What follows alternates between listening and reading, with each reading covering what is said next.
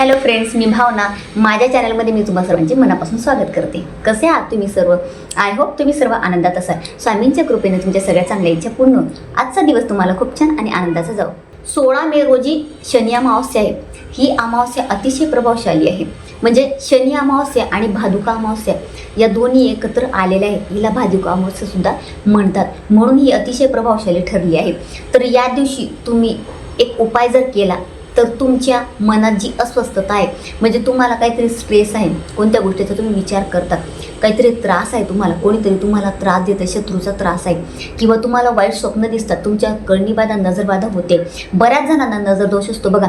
कोणी एखादी गोष्ट म्हणजे काही बोलला की बाई बघा किती छान दिसते, हिला अभ्यासात किती चांगले गुण मिळतात. मुलांच्या बाबतीत सुद्धा असं होतं. किंवा एखादी व्यक्ती चांगली दिसते, एखादी व्यक्ती खूप प्रगती करते, किंवा तुम्ही सोशल मीडियावर असणार, काहीतरी तुम्ही एखादं काम करत आहात. आता बऱ्याच महिलांचा बिझनेस असतो बघा घरगुती, त्यांच्यावर सुद्धा बाकीच्या बायका जळत असतात.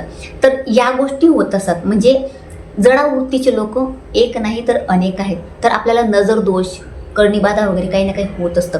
तर त्यामुळे काय होतं की ते आपल्या मनावर, आपल्या शरीरावर त्याचा परिणाम होतो. मनापेक्षा शरीरावर जास्त परिणाम होतो. बऱ्याच वेळा असं होतं की म्हणजे आपल्याला माहिती असतं ती व्यक्ती आपल्याबद्दल काय म्हणते, किंवा काही वेळा असं होतं की आपल्याला समजत नाही, ते व्यक्ती आपल्या म्हणजे तोंडावर गोड बोलतात आणि मागून वाईट बोलतात आपल्याबद्दल. तर आपल्याला ते कळत नाही आणि आपल्याला मग त्याचा आपल्या शरीरावर परिणाम होतो, आपल्याला म्हणजे त्रास होतो. मग हातपाय दुखणं, किंवा रात्रीची झोप न लागणं, किंवा वाईट स्वप्न दिसणं. बऱ्याच जणांना स्वप्न दोष असतो, म्हणजे वाईट स्वप्न दिसत असतो, त्याचा मृत्यू दिसतो, किंवा इतरांचा मृत्यू दिसतो, किंवा बऱ्याच काही अशा गोष्टी दिसतात की ज्या ह्या जगात नाही आहेत. म्हणजे निगेटिव्ह एनर्जी, नकारात्मक गोष्टीसुद्धा आपल्याला स्वप्नात दिसत असतात. बऱ्याच जणांच्या बाबतीत असं होत असतं, किंवा घरात काहीतरी भास होतो. अशा अनेक गोष्टी होत असतील. तुम्हाला रात्रीची झोप लागत नाही, अस्वस्थ वाटतं, भीती वाटते, घरात एकटं राहायची इच्छा होत नाही, काही ना काही तुमच्यासोबत विचित्र घडत आहे. तर मी आज तुम्हाला एक उपाय सांगणार आहे. म्हणजे या उपायासाठी तुम्हाला फक्त एक नाणं लागणार आहे. हा उपाय तुम्ही जर केला या दिवशी, अमावस्या दिवशी, तर शनी अमावस्या ही रोज रोज येत नाही. तर शनी अमावस्याला हा उपाय जर केला गेला, जो कोणी करेल त्याची ही अस्वस्थता दूर होणार आहे. आणि त्याचा हा जो काही प्रॉब्लेम आहे, नजर दोषचा किंवा करणीबाधा काही झाली असेल तर ती निघून जाणार आहे 100%. असा हा जबरदस्त पॉवरफुल उपाय आज मी तुम्हाला देणार आहे.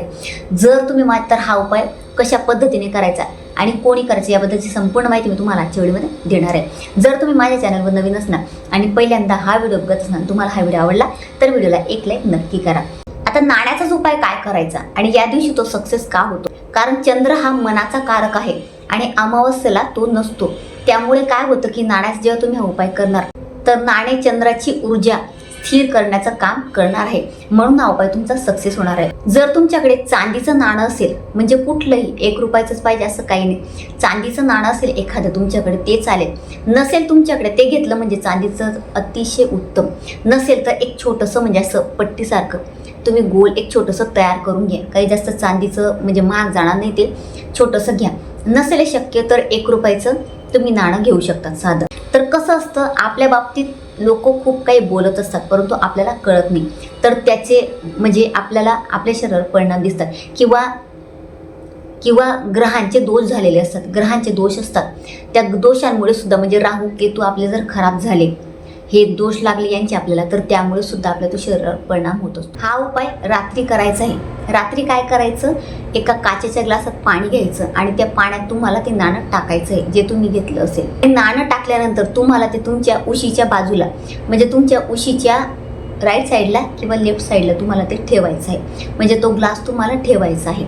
रात्रभर तसाच तो ठेवायचा. रात्रभर ठेवला आणि त्यानंतर तुम्हाला झोपी जायचं आहे. रात्री झोपल्यानंतर सकाळी ते नाणं तुम्हाला उचलायचं आहे.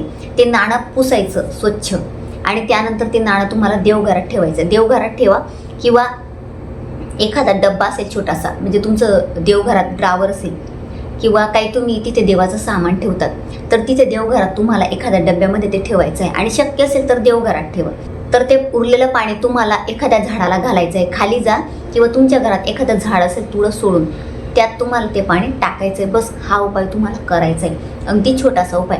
हा उपाय तुम्ही केला तर तुमच्या मनातली जी अस्वस्थता आहे ती या उपायाने जाणार आहे. किंवा तुम्हाला रात्रीची झोप लागत नाही, वाईट स्वप्न दिसतात, तुमच्यासोबत काहीतरी विचित्र घडत आहे, खूप जास्त प्रमाणात निगेटिव्हिटी तुमच्या घरात आली आहे, तर ती दूर होणार आहे. किंवा तुमच्या मनावरती परिणाम करत असेल तर ते सुद्धा होणार आहे. कारण निगेटिव्हिटी जर, आणि बऱ्याच वेळा महिलांचंच असं होतं, म्हणजे निगेटिव्हिटी आली घरात तर तो महिलांवर जास्त परिणाम करतो. म्हणजे महिलांचे मग दुखणं सुरू होतं बघा, हातपाय दुखतात किंवा काही काम करायची इच्छा होत नाही घरात आपल्याला, असं होतं. म्हणजे बऱ्याच महिलांच्या बाबतीत असं होत असेल बघा तुम्ही.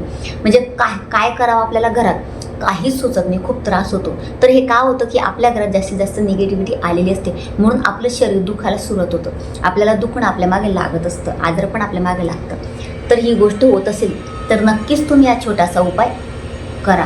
म्हणजे हा उपाय केल्याने लॉस काही होणार नाही, होणार तर फायदाच होणार आहे. तर हा उपाय तुम्ही नक्की करा आणि याचे अनुभव तुम्हाला काय येतात कमेंटमध्ये नक्की सांगा. तर असा छोटासा उपाय करायचा आहे. हा उपाय करायला पिरियड्स, सुतक, विटाळ काहीही लागणार नाही. आपल्याला काही दिवाबत्ती करायची नाही किंवा काही सेवा करायची नाही आहे. फक्त तुम्हाला रात्री उपाय करायचा आहे. तर यासाठी काहीच बंधन नाही, काही नियम नाही, अटी नाही. आणि फक्त नियम एवढंच आहे की अमावस्येच्या दिवशी नॉनव्हेज खाऊ नका, घरात करू पण नका आणि तुम्ही खाऊ नका. आणि या दिवशी शनी जयंतीसुद्धा आहे, त्यामुळे आपल्याला शनी महाराजांची एक सेवा करायची, तो सुद्धा व्हिडिओ आला आहे. तर असेच सेवा करत राहा, उपाय करत राहा. आणि असेच छान छान उपाय बघण्यासाठी जर तुम्ही चॅनलला सबस्क्राईब केलं नसेल तर आत्ताच सबस्क्राईब करा. तर अतिशय छोटीशी माहिती ती जी मला तुम्हाला द्यायची होती. जर तुम्हाला माझा आजचा व्हिडिओ आवडला असेल तर व्हिडिओला लाईक, शेअर, चॅनलला सबस्क्राईब आणि आपल्या भावनाज लाईफस्टाईल या फेसबुक पेजला आणि इंस्टाग्राम पेजला फॉलो नक्की करा. आणि कमेंटमध्ये श्री स्वामी समर्थ नक्की लिहा. पुन्हा भेटूया अशाच एका नवीन व्हिडिओसोबत. तोपर्यंत सर्वांना श्री स्वामी समर्थ.